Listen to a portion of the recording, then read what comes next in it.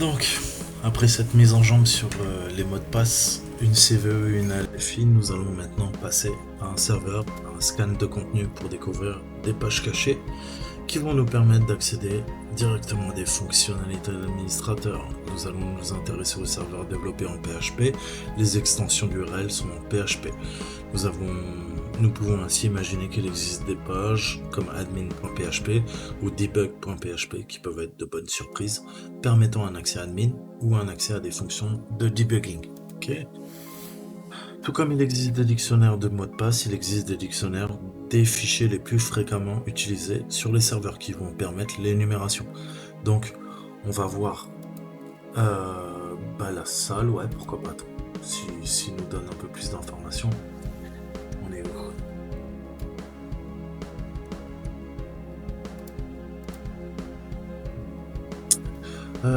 Nous allons utiliser l'outil Dirbuster pour chercher des pages web. Donc c'est ce qu'on va faire. Qu'est-ce que je peux vous dire en attendant? On va rappeler les concepts de base. Pareil, ça aussi, il faut que ça soit clair. Donc tout ce qui est découverte d'hôtes. Ok, on a la phase de recours sur la machine avec Nmap, scanner de port. Ça, vous devriez commencer à être plutôt à l'aise. Identification des services, toujours avec Nmap. Et après, vous savez qu'on fait l'énumération. On va énumérer ce qu'il y a, grosso modo, sur le serveur, via des attaques de force brute. Donc en gros, on va tester la présence des pages accessibles, telles que register.php, admin, upload, user /login.txt, /admin, password.sav, etc., etc. Il y en a des milliers. Pour cela, il existe des listes de répertoires et de noms de fichiers fréquemment présents sur les serveurs web. Une fois que la techno du cerveau est connue, PHP, Java, WordPress, Joomla, il est possible d'utiliser ces listes optimisées et ne chercher que les extensions adaptées. PHP, PHP4, PHP5, Exe, JSP, etc., etc. Il est aussi possible de chercher des fichiers aux extensions intéressantes, des configs, donc CFG, texte, TXT, sauvegarde, save, SAV, des jars, donc tout ce qui est Java, zip, fichier compressé, SH, fichier bash ou shell, etc., etc.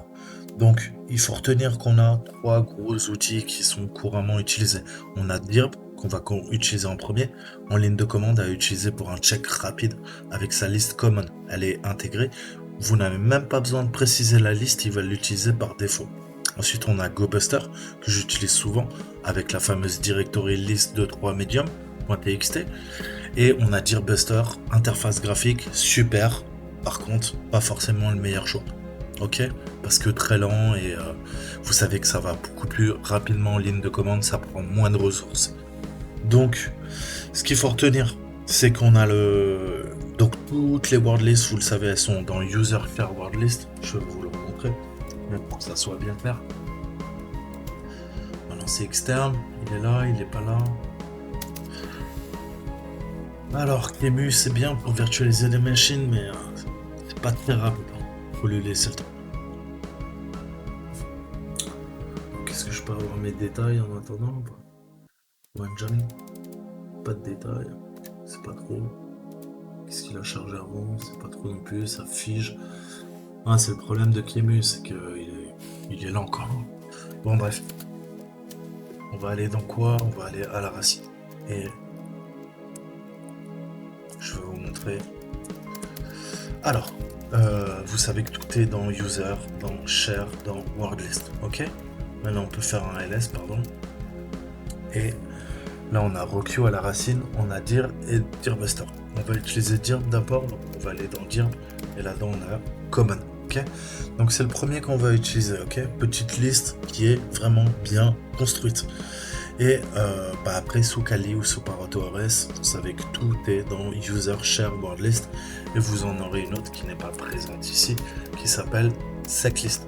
Seclist, c'est grosso modo une liste beaucoup plus aboutie qui va vous rallonger le temps de scan, mais qui vous donnera beaucoup plus de détails. Ok?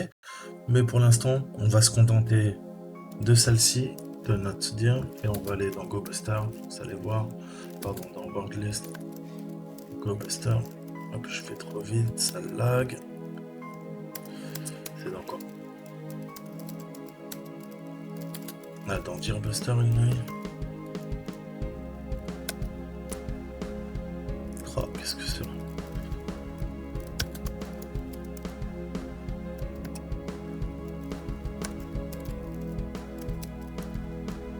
Je peux faire un dire, cool. Voilà. Et ensuite, on utilisera celle-ci. Ok. Donc, détails. Je sais pas ce qu'ils font des détails, ça fiche. Détails. Voilà. Problème de l'interface, elle est un peu... Ok, donc là, il nous le donne. Donc, si vous avez bloqué la précédente vidéo, on va revoir quand même la LFI, comment j'ai fait ma local file inclusion, et on a réussi à se connecter avec le compte de Gérard. Donc, reprends la liste des serveurs dans le récap de mission, tout en haut, dans cette page, et connecte-toi à l'interface de contrôle de la mitrailleuse, c'est ce qu'on a fait. Identifier le logiciel et sa version. On est allé dans ExploitDB, on a trouvé la faille, la 2028-124. Donc quand une faille est trouvée, l'organisation MIRT Corporation donne une référence. MIRT travaille pour l'armée américaine, pour le Pentagone, et ils font parmi les meilleurs référentiels en cybersécurité. C'est eux qui ont décidé de créer les Common Vulnerabilities Exposure. Avant, ça n'existait pas. Et c'est eux qui ont dit, bah écoutez, le Pentagone se fait défoncer ses serveurs, on va unifier nos ressources et on va fournir aux agences fédérales, à n'importe qui en fait, hein, puisque c'est des bases de données qui sont ouvertes, et on va définir et décrire et lister l'ensemble des exploits publics qui sont connus. Comme ça permettra aux administrateurs système de les corriger. Donc ça, c'était la théorie. Donc MITRE, c'est une des sociétés du complexe militaro-industriel américain, tout simplement. Donc cette faille est la 124e de 2028. C'est pour ça qu'elle s'appelle 2028-124. Elle a été trouvée le 21 juin 2028 par Captain YOLO. C'est une faille de type LFI, Local File Inclusion, qui permet de lire ou d'exécuter des fichiers du serveur sans même avoir besoin de se loguer sur ce dernier. Un exemple d'exploitation. Imaginons qu'on se connecte sur le 10.10.10.11 et qu'on a index PHP et qu'on a page. Et ben le paramètre page, on va le modifier, on va faire une injection de commande et on va faire un etc host pour afficher le fichier host. Dans cet exemple, la commande après le point d'interrogation, vous savez que c'est le paramètre, ça permet d'afficher le contenu du fichier host rangé dans le répertoire etc et ainsi d'obtenir la liste des machines host connues par le serveur. Pour te connecter sur la toile, tu n'as pas besoin de la liste des hosts connus par le serveur, mais plutôt de la liste des utilisateurs. Donc nous, par défaut, on avait ça. Ok? Donc la partie de droite de l'URL, après le point d'interrogation, on a quoi? Indique au serveur de charger le fichier PHP via une variable qui s'appelle page. Ok? Donc nous, on va jouer sur la variable. Au lieu de demander qu'il nous affiche machine gun control, comme on l'a fait précédemment, on lui a demandé qu'il nous affiche d'abord etc passvd. C'est là que j'ai vu qu'il y avait un utilisateur qui s'appelait Gérard. Ok? Donc on va remplacer ça par le nom de fichier qui contient les utilisateurs. C'est quoi dans la vue plus en haut? C'est pas etc host, c'est etc passvd. Et ça nous donne accès à la liste des utilisateurs. Ok? Donc une fois qu'on a le compte qui est en question, on sait que c'est Gérard. Il y avait juste à rentrer Gérard en fait, et ça nous a débloqué. Et Gérard était admin en l'occurrence.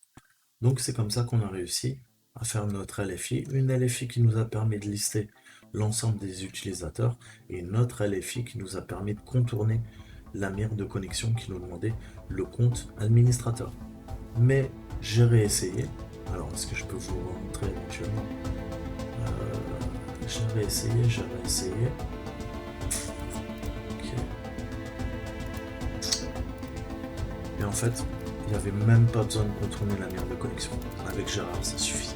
On va revoir ça ensemble. Alors, je reviens sur la machine d'avant. Ok. Je vais lancer mon diable. Excusez-moi, parce que ça va prendre un peu de temps. Ouais, bon, allez, faisons pas toutes les choses en même temps. Donc, il faut vous rappeler que moi, j'ai réussi à contourner cette merde de connexion dans ma précédente vidéo, dans la partie 2. Je vais vous montrer que si on tape Gérard, en fait, ça passe. Hein. Ça passe crème. Pourquoi? Parce que Gérard est admin. Et voilà. Et là, on peut charger et on peut désactiver. Je peux faire un système check. Ok, modèle, il va checker que tout est ok, mais je peux carrément faire un shutdown. Et là, j'aurai complètement désactivé la machine. Ok. Donc j'ai trouvé mon flag. Je sais plus si je l'ai rentré, je vais vérifier. Ok. Là, je l'avais oublié en plus. Tant mieux. Donc vous voyez deux façons de faire. Mais voilà comment ça se passe. Maintenant, revenons à nos moutons. Revenons à ce qu'on a vu. Donc, les LFI, ça c'est cool. Mais on va essayer de voir. Qu'est-ce que je peux vous montrer? Bah, la partie sur. Je suis un peu dégoûté, il nous l'avait affiché. Voilà, ouais, le machine control. Donc ça c'est bon, excusez-moi. Donc l'engine room. Est-ce qu'on peut avoir les détails, s'il vous plaît?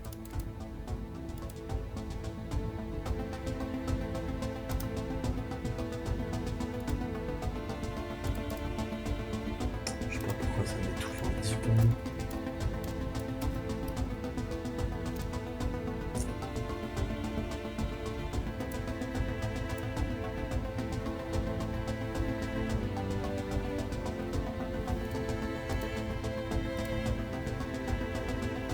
Donc on voit que sur la porte là qui bloque l'engine room, on peut abuser du cookie, abuser des SQL. Mais pour faire ces deux trucs déjà, eh ben, on va peut-être faire un truc avant. On va vérifier. Donc là on a quoi? Rigetto. Ouais. Pour l'instant on va pas se servir de ça, on verra un petit peu plus tard. Donc là on est bien sur le truc, pas de souci. Alors, c'est pas grave, je vais aller dans mission. Et là on bloque sur la salle de l'engin du moteur. Donc je vais aller dessus.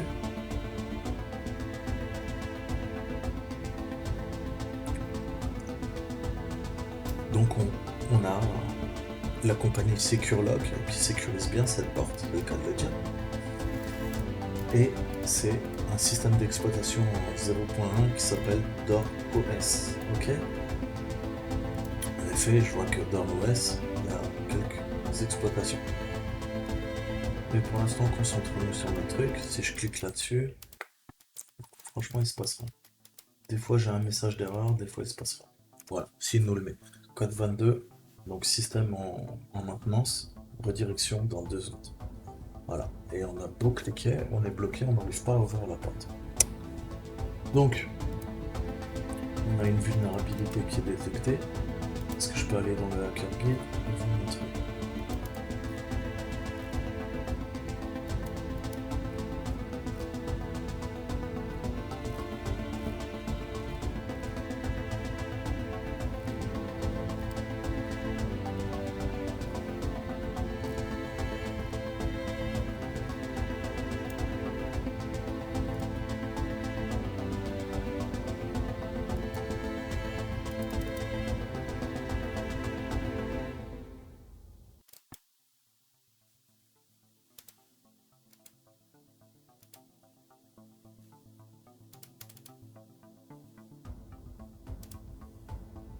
Donc là, elle nous parle, ouais. Donc on va utiliser DAR. Mais je voulais... Ah, ça y est, elle nous met. D'accord. Donc, on reprend la liste des serveurs dans le récap de la mission. On se connecte sur l'interface du contrôleur de serveur qui commande la porte d'accès au générateur. La page web par défaut ne nous est pas vraiment utile. L'extension PHP nous informe juste du langage qui est utilisé au niveau du serveur. Donc là, on va aller commencer par un petit curl et on va voir ce qu'il en est. Donc, qu'est-ce que je peux faire? Je peux aller là-dessus et ouais, on va s'ouvrir un petit terminal et on va suivre les instructions. On va le faire ensemble. Ce sera plus simple. Je pense que ça sera plus pédagogique. Donc, suivons leur instruction. Donc, curl, vous savez que vous pouvez interagir. Vous pouvez éditer des cookies, vous pouvez interagir à distance. Là, on demande un mode interactif sur un protocole HTTP, HTTPS. Vous pouvez accéder à des ressources, vous pouvez pouler des ressources, c'est-à-dire verser ou téléverser à partir d'un serveur. Vous pouvez modifier des ressources, etc. etc. Curl, vraiment, il faut vous familiariser avec cet outil parce qu'il est vraiment utile. Là, on a fait une simple requête en HTTP et il nous dit, ok, la page là, le serveur à la racine, ce que tu demandes, le header, il est en 200. Donc c'est ok, c'est un serveur qui est hébergé par Nginx. Je vous conseille d'aller voir, qui est super utile et qui est très utilisé. Ok. Ensuite, on a le redatage. On sait que c'est une page HTML visiblement qui est téléchargée en char7 UTF-8, donc ça c'est le type d'encodage. La connexion keep alive, laisse-moi connecter jusqu'à que je me déconnecte. C'est du PHP en 7.3.25 et on a tous les droits, c'est wildcard au niveau de l'access control, donc du contrôle d'accès à partir de la racine, de l'origine. Donc la réponse du serveur Nginx PHP 7.3, c'est exactement ce qu'on voit là. Okay. Donc le serveur a la gentillesse de nous préciser quel est le logiciel du serveur web Nginx et la version de PHP utilisée. Comme je vous le disais, nous allons utiliser derb pour chercher d'autres pages. Alors on aurait pu faire uniquement derb avec le HTTP et l'adresse de la machine, mais là on va lui demander un petit plus. Avec le -X PHP, on va lui demander X, c'est comme extension, ok. On va lui demander uniquement de nous lister à partir de common, qui est intégré directement au programme, tous les fichiers en PHP, parce qu'on a vu que c'est PHP 7.3 qui est géré sur le serveur. C'est ce qu'on va faire et ça va raccourcir un peu le temps de scan, tout simplement. Donc je dois dire HTTP, l'adresse IP on l'a au-dessus, c'est 10.0.10.12 et je fais mon grand X et je lui précise quoi, point, c'est parce que c'est une extension, un fichier PHP. Voilà, donc ça va utiliser common, ok, et ça va chercher des extensions de PHP. Et ça va commencer de A et ça va finir à la 26e lettre de l'alphabet, à savoir Z. Ah, il y a des chiffres aussi, pardon. Donc, si on continue. Je suis allé trop vite. Dirb utilise une liste de fichiers fréquemment présents sur les serveurs. C'est ça qui nous permet de faire l'énumération. Il va tenter d'accéder un par un aux fichiers contenus dans sa liste en cherchant une extension .php. Il va afficher les fichiers qu'il a trouvés.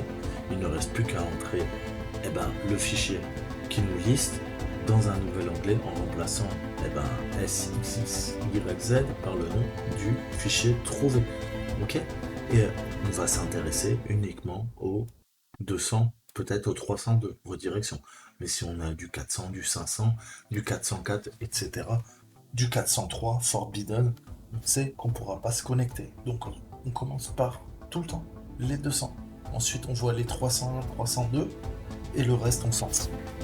Parce que vous pourrez y aller, mais il va vous dire, il va vous rejeter.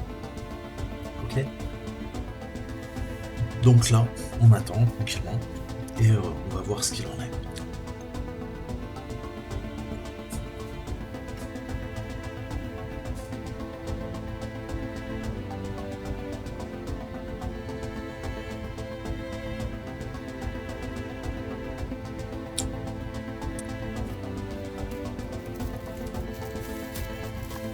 C'est pour le petit bazar en attendant, parce qu'il a pas l'air vif.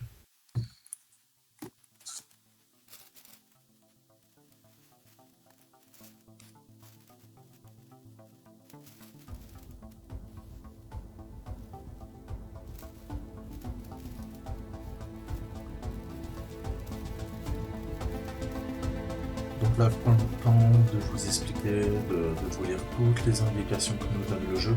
Le but, c'est que ça soit pédagogique. Là, justement, on a le temps de... moi, j'ai le temps de vous expliquer, le temps c'est un jeu, c'est pas comme un CDF où des fois je vais un petit peu vite peut-être, ou pas, je sais pas. En fait, c'est dur de se mettre à la place des gens, en fait, hein. Peut-être je vais trop vite, peut-être je l'explique mal. En tout cas, je peux vous assurer que j'essaie de faire du mieux que je peux pour vous. Parce que moi, à l'époque où j'avais votre âge, il n'y avait personne pour m'expliquer. J'ai tout appris tout seul. Et c'était il y a très très longtemps. Donc là, profitez. Franchement, vous avez des gars qui vous font des captures de flag. Si jamais vous avez un très bon niveau en anglais, je ferai une petite vidéo sur les gars qu'il faut absolument suivre sur YouTube, qui sont anglo-saxons. Puisque bah, ouais, YouTube, malheureusement, c'est anglo-saxon, c'est américain. Et bah, nous, les Français, à faire des captures de flag, on est, je sais pas, hein, en France, on est peut-être une vingtaine. Et encore des grosses chaînes, c'est-à-dire plus d'un millier d'abonnés, j'en connais 5. Après, vous avez des Micodes, vous avez Waxed, XZ qui vous fait des petits CTF de temps en temps, mais c'est pas aussi régulier que les Américains. Même, je vais vous dire, hein, c'est pas pour me jeter des fleurs, mais des gars qui font des CTF aussi régulièrement. Si, il y a Chaos. Allez voir la chaîne de Chaos qui fait beaucoup de CTF, qui est un bon gars, qui est gentil, un bon petit daron. Mais c'est vrai qu'on n'est pas beaucoup, on est vraiment minoritaire. Et moi, bah, le but, c'est pas pour prouver que je sais faire des CTF, j'en ai rien à foutre. C'est vraiment pour apprendre, en fait, pour apprendre, montrer aux gens et donner le goût non seulement à la cybersécurité, à l'éthique du hacker, et pousser les jeunes en fait, à creuser, creuser, creuser, même si vous êtes boulanger, vous êtes éboueur, et ben, rien ne vous empêche de faire des CTF, pas besoin d'être informaticien, il faut juste être courageux, passionné et s'accrocher. Et tout est possible, quand on veut, on peut. Donc voilà. Après, bien sûr, si on est ingénieur en informatique, bah ouais, ça aide. Je vais pas vous mentir.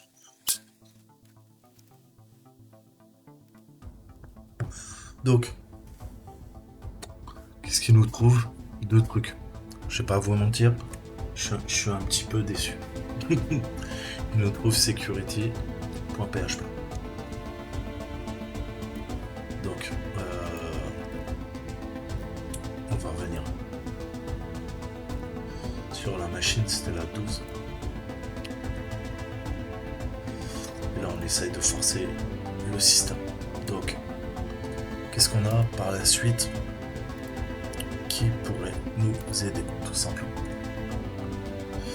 Donc là, est-ce qu'on peut pas aller sur Security?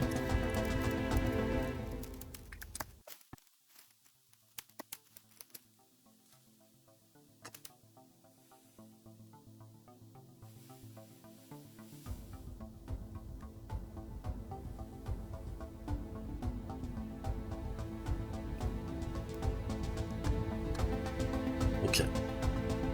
Donc ça, accès d'urgence. Bon, on va tenter, hein. Donc c'était bien ça, un accès d'urgence. Donc il nous dit connaître la techno du serveur, ici PHP permet de trouver les bonnes extensions, on recherche systématiquement le HTML, le HTML, le TXT, le CFG, les fichiers conf. Si le site est type WordPress ou Joomla, Tomcat, on gagne du temps en cherchant les bons fichiers. Forcément, vous allez chercher les extensions, d'où l'importance de connaître les extensions qui sont associées à certaines technologies, ok? On va pas aller chercher du HTML, du HTML sur un serveur, par exemple, WordPress, c'est le meilleur, mais un serveur, je sais pas. Si FTP, même FTP, vous aurez du HTML, donc c'est le mauvais exemple. Mais bon, vous voyez où je veux en venir. On essaye de cibler les extensions en fonction de la techno. Ok? Ça, c'est important de comprendre ça.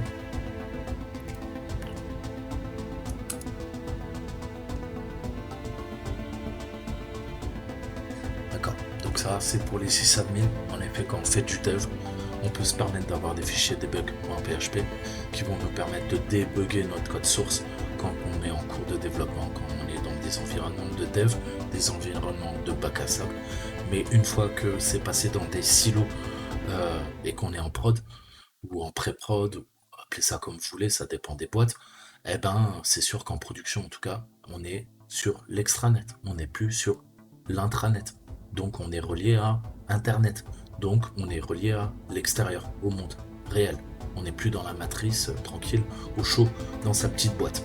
Donc, eh ben, c'est sûr qu'il ne faut pas laisser de faille. Et ça, bien sûr, vous savez très bien que si vous laissez ce genre de fichier, eh ben, autant ça permet aux devs de se connecter rapidement à la machine et de faire leur travail, autant quand la machine sera reliée à l'internet, eh ben, ce seront des failles béantes.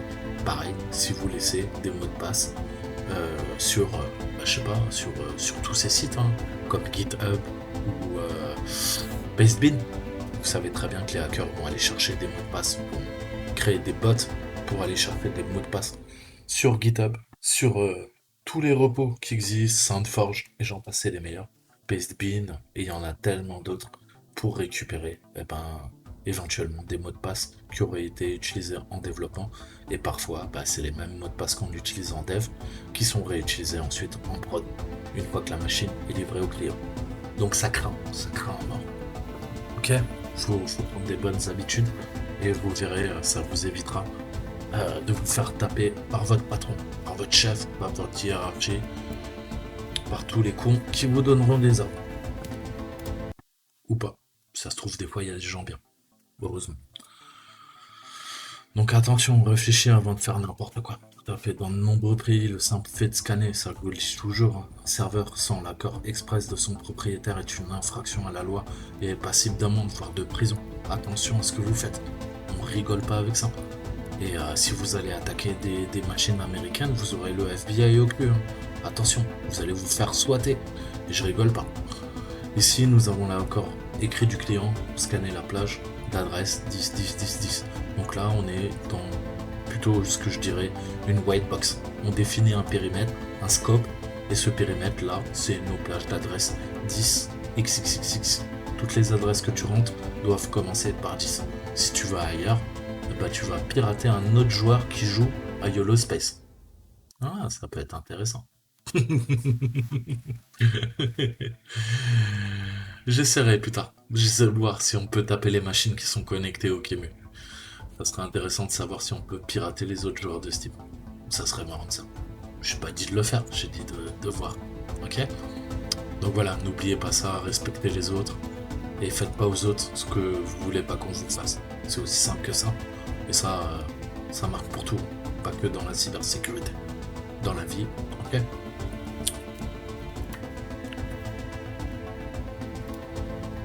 Soyez des gens bien, il y a trop de connards déjà sur Terre. Merci du rappel, hein. Capitaine. De plus, scanner ainsi un serveur va remplir les fichiers de log du serveur. N'oubliez pas, vous allez générer du bruit. Qui génère du bruit n'est plus furtif. Qui n'est pas furtif se fera péter. Ok?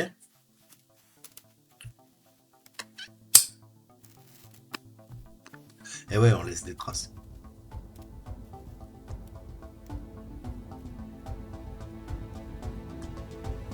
Ok? Donc ça, les logs récentes écrasent les logs les plus anciennes, à moins qu'il y ait un espace de stockage qui soit conséquent. Nous effaçons peut-être les traces de tentatives d'intrusion antérieures. C'est ok pour cette fois, mais à pratiquer en ayant conscience des limites de l'exercice. Ce n'est qu'un exercice. Quand vous attaquerez des machines dans la vraie vie, en cybersec ou en black hat, si vous voulez faire du sale, vraiment, si c'est votre but, attention à tout ça. Ayez conscience. C'est pas un jeu, ça peut vous mener très loin.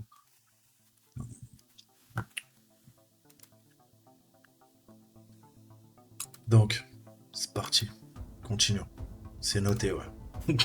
Pour conclure, as-tu regardé ligne par ligne le contenu du dictionnaire de fichiers que tu as injecté dans les requêtes de dire? Certaines listes trouvées sur internet peuvent contenir des virus ou des contenus qui font cracher soit le serveur, soit l'outil de collecte des logs. Pas de chance, on ne sait jamais ce qu'on récupère. Faut toujours tout vérifier. Ne faites jamais confiance à ce que vous récupérez sur GitHub. Je vous le dis toujours, même un simple PDF peut ouvrir un Reverse Shell sur votre ordinateur. Attention, c'est pour ça que je vous conseille tous les PDF que je vous ai donnés, je vous ai dit, vous les regardez dans une VM déconnectée d'internet. Ok? Vous ne mettez pas de carte réseau, vous passez pas en bridge, vous passez pas en NAT, vous passez en VLAN et VLAN fermé. Ok? Allez voir sur internet si ça vous parle pas. Vous déconnectez votre câble Ethernet avant de lancer le PDF. Mais c'est la moindre des choses. Et c'est pareil, ouais, il y a des hackers qui s'amusent à soi-disant aider les autres et en fait qui vous niquent la gueule, hein, qui vont donner des outils qui balancent des informations aux agences de renseignement, de police. Ça peut faire craquer des serveurs, craquer des systèmes. Ça peut faire exprès de vous faire repérer si vous utilisez leur outil. C'est pour ça qu'il ne faut pas être un script qui dit. Il ne faut pas utiliser bêtement les programmes des autres. Il faut comprendre, d'où l'intérêt de comprendre la programmation. Sinon, vous ferez niquer la gueule, tôt ou tard. C'est qu'une question de temps. Bien sûr, nous avons utilisé une source fiable, le dictionnaire officiel. Nous ne sommes pas des amateurs. Ah, moi je suis un amateur, hein, j'apprends. Donc, plus sérieusement, recentrons-nous sur notre exercice. Voici le générateur que nous devons remettre en marche. Bah, on va y aller. Qu'est-ce qu'elle nous dit, la petite? Ça me dérange là. Comment elle sait autant de choses? Elle est si jeune, elle s'y connaît en hacking, elle. Du mal à y croire. Moi, à son âge, je connaissais pas tout ça, hein. Bref, je reconnais le modèle. Il souffre d'une faille de type injection de commande, donc OS. Injection Attack en anglais. Les données entrées par les utilisateurs sont utilisées par le serveur web comme des paramètres pour exécuter des commandes. Par exemple, envoyer un mail, créer un répertoire à votre nom ou afficher le contenu d'un fichier. L'idée est d'intégrer des commandes shell dans des données saisies par l'utilisateur pour l'exécuter en plus de ce qui était prévu. Par exemple, un script prend en paramètre le nom d'un fichier affiché et fait un cat par-dessus. Qu'est-ce qui se passe si je donne sauvegarde cat etc passvd? Bah ouais, ça va faire la sauvegarde, mais ça va aussi m'afficher etc passvd, le passvd qui est contenu dans l'arborescence etc. Donc vous pouvez binder, vous pouvez ajouter des commandes à l'infini, et si en paramètre le serveur web le prend, ça sera tant pis pour lui, et ça sera tant mieux pour vous.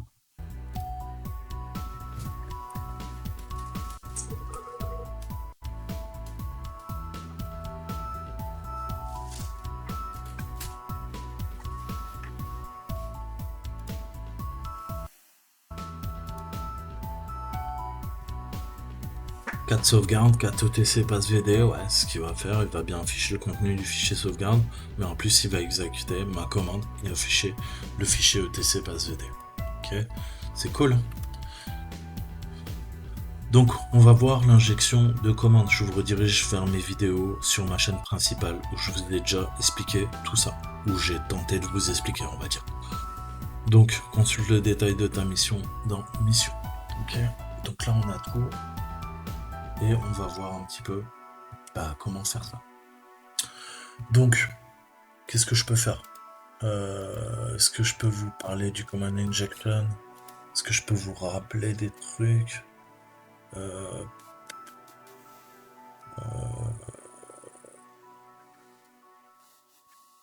Laissez-moi réfléchir 2 secondes. Je regarde mes notes en même temps. Ça, je vais pas vous en parler tout de suite. Qu'est-ce que je peux vous montrer, vous parler? Non, je vais pas rentrer dans les détails. On va reprendre l'exercice là directement. Et on va voir un petit peu notre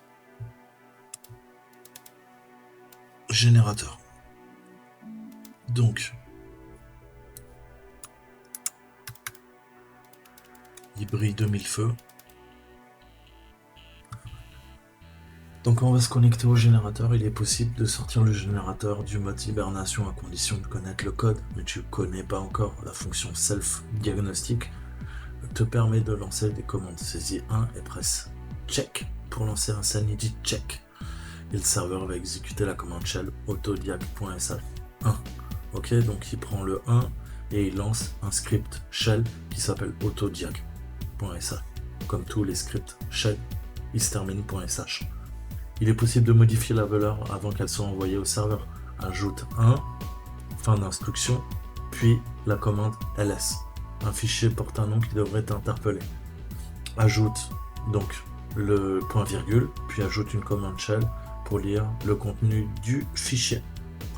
Quand il n'est pas possible de modifier la valeur, il est toujours possible de l'intercepter avec un proxy ou de la rejouer avec curl dans le terminal.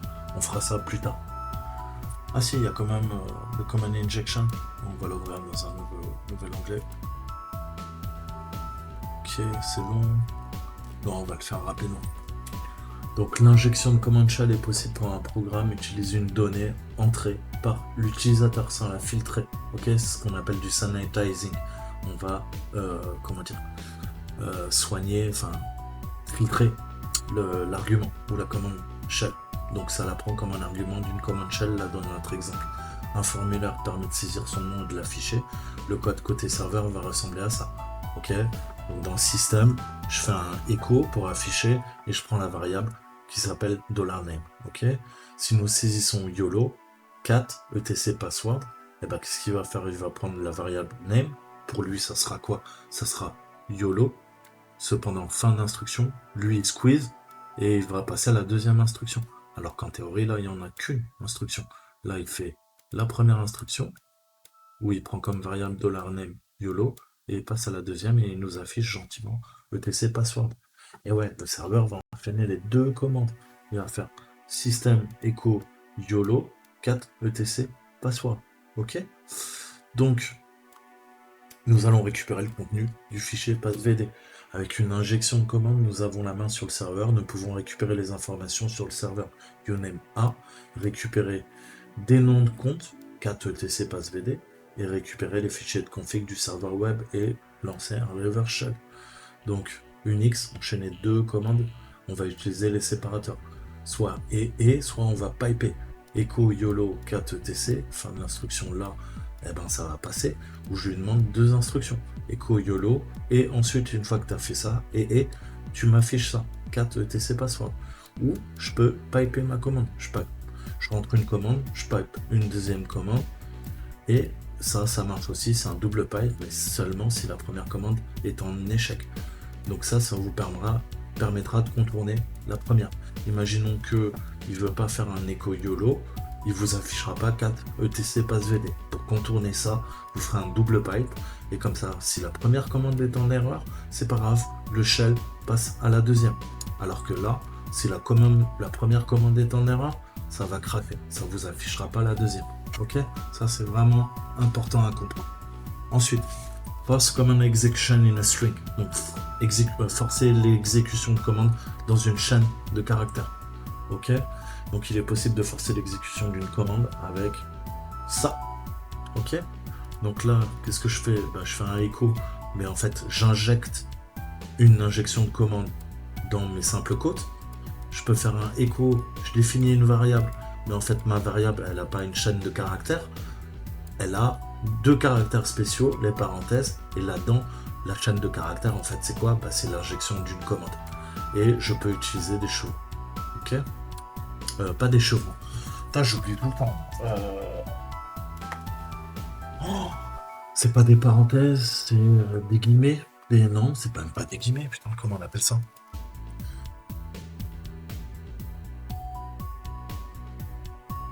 Donc on appelle ça des curly brackets ou des curly braces. Mais j'ai plus le nom en français, je tiens à m'en excuser. Je fatigue. Mais vous voyez ce que je veux dire. Ok, c'est ça. Curly brace en anglais, curly bracket. Ouais, je cherche. J'ai plus le terme en français. Désolé. Donc là, c'est pareil. On va injecter le code qui est là-dedans. Ensuite, on peut faire un bypass. Bypass, ça veut dire contourner. Les espaces sont filtrés. Les développeurs peuvent avoir mis des filtres pour empêcher l'exécution de commandes. Par exemple, retirer les espaces. Néanmoins, même sans espace, il est toujours possible de lancer des commandes. Voilà le meilleur exemple. 4 etc passe vd, ou 4 etc passe vd, comme ça, ou comme ça. Donc je sais, au début c'est un peu déroutant, ne vous inquiétez pas. Et certains mots-clés, si un filtre recherche une liste de commandes, il est toujours possible de la contourner. Ok, avec un simple code, double code, backslash ou slash. 4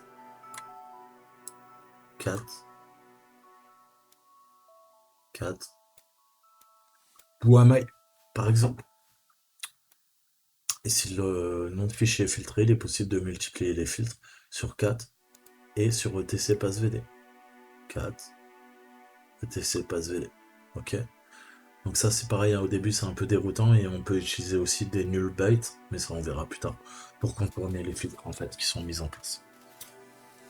Donc ça c'est fait, on va s'occuper de notre petit serveur et on va l'injecter et on va voir un petit peu comment ça se passe. Donc ma mission, ok.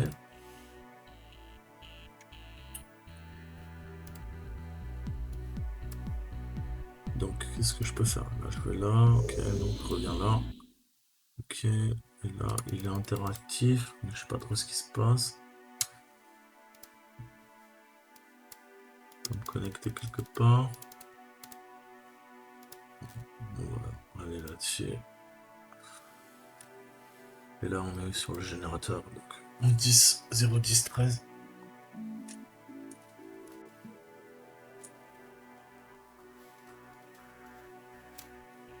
Ok. Donc niveau d'énergie, on a notre hibernator, on a notre code. Self diagnostic, sanity check, on a dit qu'on faisait un 1.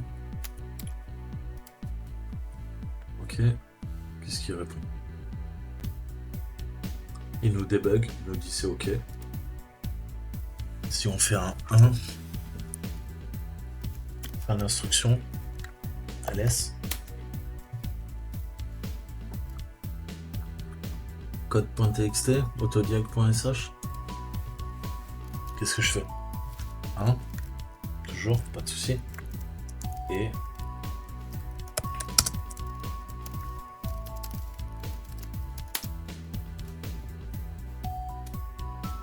very secure password. Ça m'a l'air very secure password. Vous voyez le principe? Comment on abuse en fait. Et comment on injecte les commandes en deuxième paramètre.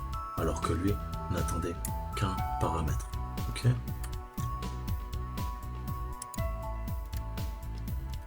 Donc, c'est parti. Voilà, j'espère que vous avez compris le principe les amis. Copier le flag s'il te plaît.